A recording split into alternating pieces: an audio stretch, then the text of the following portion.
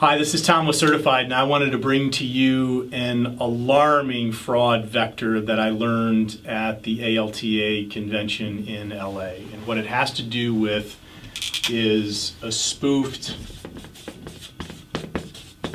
Treasury portal. And what I mean by that is, while we may have our operating software, our LOS, or our title production software, we initiate wires through ultimately the Treasury portal of our bank.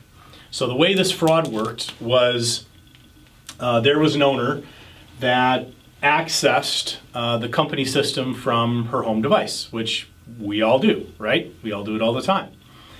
And at some point, the fraudsters embed some type of malware, okay? And what that malware did is it gave them access to monitor the actual usage and mirror the screen sessions in real time. And what they noticed was, hey, this person actually activates wiring information from the same pathway each and every time. And it happened to be a shortcut sitting on a browser window. So one morning, this person goes and clicks on that kind of shortcut. So you can see it, you put in the domain here, and then below we have all these little shortcuts, right? Click on this shortcut here, and what pops up is the Treasury portal. Let's say it's for ABC Bank. And it has all the information. It has the bank name, it has the institution name, it has the ABA number, it has the account number, the address. It's got all these different points on it. And she starts to initiate and send out a series of wires for a transaction that needed to be funded. What she didn't realize is that this was a entirely spoofed site. And sitting next to them on their screen was the actual Treasury management site that they had access to. And the reason why is to get access to the bank portal, it was a username, password, and token. Meaning, to get access, you had to put in a one-time code. And because they were mirroring the actual computer device, they were actually able to get the token in real time. And while the wires were being set up on the spoofed portal, they were setting wires up to themselves in the same amount in real time. Why the same amount? This is why this is so incredibly I would say sinister is the best word.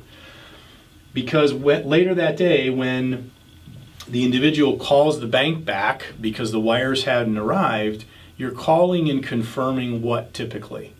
Hey, did the X amount of wire go out? You're not necessarily asking where it went, and they were counting on that. So by setting up the wires in the exact amounts, the callback to the bank bought them more hours because the bank confirmed, oh yeah, that wire went out, and oh, that's another amount. Yep, we saw that, and we saw that, no problem. And it wasn't until much later that they identified the institutions where those were going were completely mismatched, as were the account numbers. So guys, this is a huge problem again, and it's showing that the fraudsters are willing to invest more time and frankly technology in spoofing us on our day-to-day activities. So this is an example of a fraudster spoofing a Treasury management portal, getting around two-factor authentication or tokenization, and going direct within there and wiring directly out of an account. So you gotta have a huge watch out for that. There's ways to prevent it. We can start a dialogue directly if you wanna engage us on a chat on how to prevent that type of fraud from taking place. So I hope you found this helpful. Please use it to educate, internally and externally if you find it useful. And until next time, have a great day. Thanks.